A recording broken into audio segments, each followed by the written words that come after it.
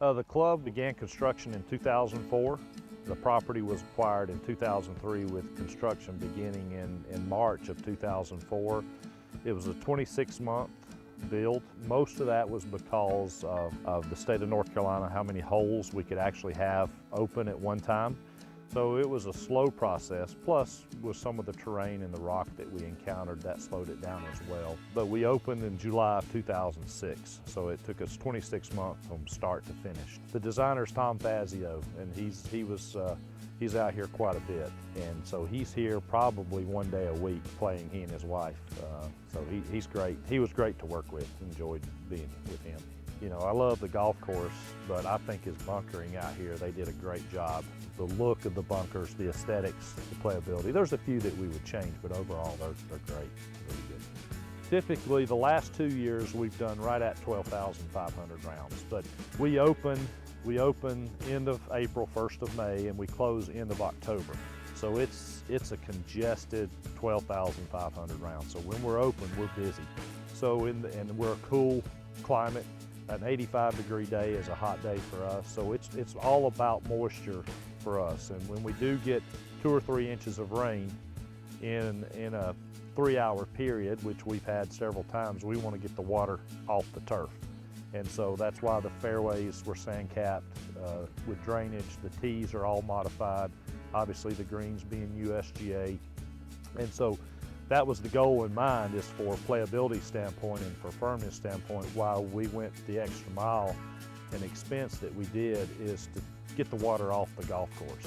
And then also with the grasses that we chose, quite frankly, we wanted grasses that would thrive and do well, even sometimes in possibly more moist, wet conditions than you wanted to. And I think, again, through the test of time of 10 years being open now, we're seeing that we're right on task with that. Well, I'm a big fan of the A's and G's, big fan of Joe Duich, being a Penn State alumni, and had some conversation with him about this particular climate. And I had grown A4 before, not too far from here at another club, and so was very happy with what I saw with A4. Didn't see anything that I liked better, so we chose to go with A4 for smoothness, for putting quality, for rate of growth.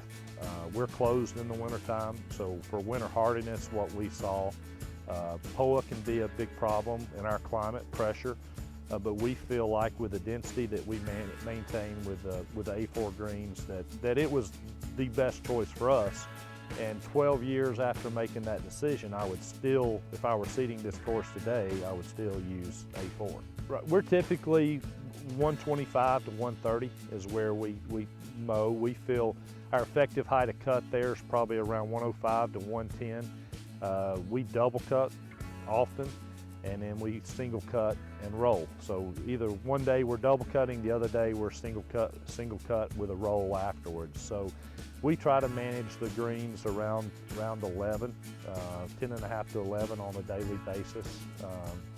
And so, but again, one of the things with the mowing heights, I think that I didn't understand back in 1999 or 2000 when I seeded A4 for the first time, there's a whole lot more flexibility than with A4 and A1 and some of the new varieties than people thought. They thought, oh my God, I'm gonna have to mow them down at 100 thousandths of an inch. Well, that's just not the case. You know, we're managing our thatch, but any bent grass is going to produce a large amount of thatch, no matter if it's A1, L93, whatever it is. And so you just have to manage that through the incorporation of aerification or top dressing. And so I think the A4 is much more versatile, and so we can manage our height of cut and give us some range depending on really what the members want. And so we found that to be true and been very pleased with that. But our members are members at clubs all over the country.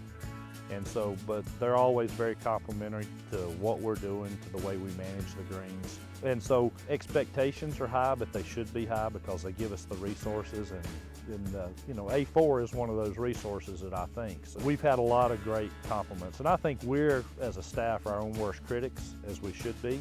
And so we always try to realize the problem before there's going to be one, before a member says. And so, but they're super supportive about top dressing. They don't like airification, but neither do I. But they understand that's a necessary evil that we have to do. All the comments from them, they're like in heaven up here, is what they feel, and they should be. You know, in service, the high level service here is very important. So, and I think they feel that and appreciate that.